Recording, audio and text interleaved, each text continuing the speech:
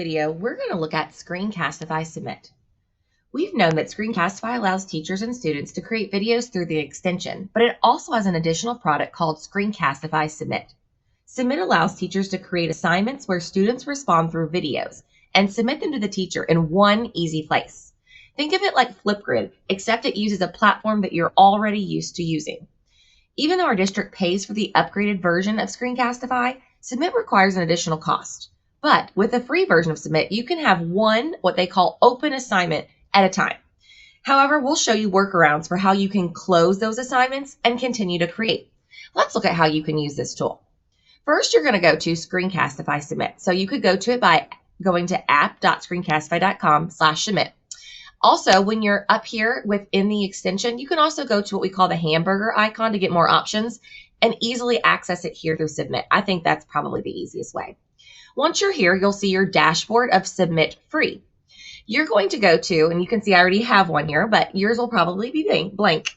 You can go to New Assignment to get started. You have options for creating an assignment. You can think about the actual assignment you're wanting students to submit to you and think about, do you want them to be able to capture their screen and their face? Do you want just their face or possibly their face to hold up student work? Or just to show you something on the screen and voice over it, like a screencast. Once you decide, so I'm going to pretend like maybe we're doing an introduction, it's just back to school, something basic. So I just want to see the student's face right now. And I'm going to select that and say next. Next, you can title it. So introduction is what I'm going to call this. And you can put your descriptive instructions here. You will describe your assignment and be as detailed as possible. That's what the students will see when they go to submit this assignment. And you'll go to the next button. Next is to configure your settings. These are very important. First, you want to think about how do you want students to be able to access this? We highly recommend here at the district level that you say anyone in my organization, because in a minute, I'm going to show you how you share this with your students, which is a link. And so it does not actually require them to sign in, which is nice, but we want them to be locked down to using their accounts. And so we do kind of want them to be able to use their stu.oldham.kyschools.us login to make sure that it's a safe place for posting. So when I click that, automatically it will populate oldham.kyschools.us, which is great if it were teachers or staff members submitting, but we also want to make sure we add stu.oldham.kyschools.us because that is the domain that our students have, and I'll push the enter button. As you can see, it did stick. And so the nice thing is the first time you'll have to add this stu.oldham.kyschools.us, but next time when you go to make a free assignment, it will not make you do that every time. The next is you need to think about your video privacy. So think about the assignment. Right now, this is an introduction. Maybe I haven't taught students about digital citizenship and being respectful online. And so maybe I don't want them to see everyone's quite yet.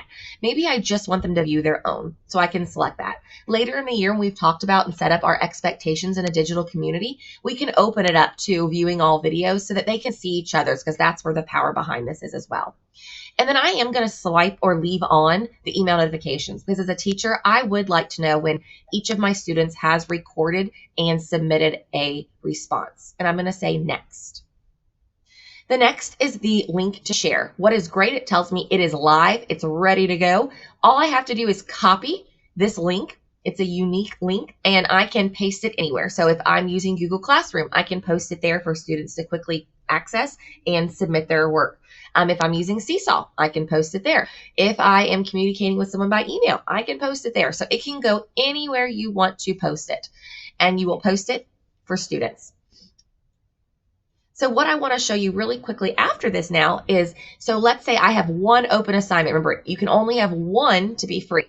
When I'm finished with that assignment and I maybe want to create another one, I can simply just close it and then get started with a new one. To do that, I can come over here to the skinny snowman icon and say close assignment.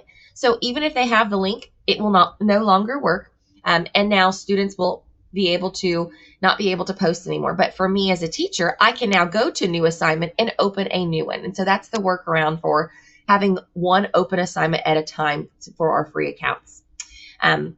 A nice thing to kind of look at as well is you can see how many submissions and see some data here as well. And so Thank you so much for watching. This has been a very quick video on how you can use Screencastify Submit in your classroom.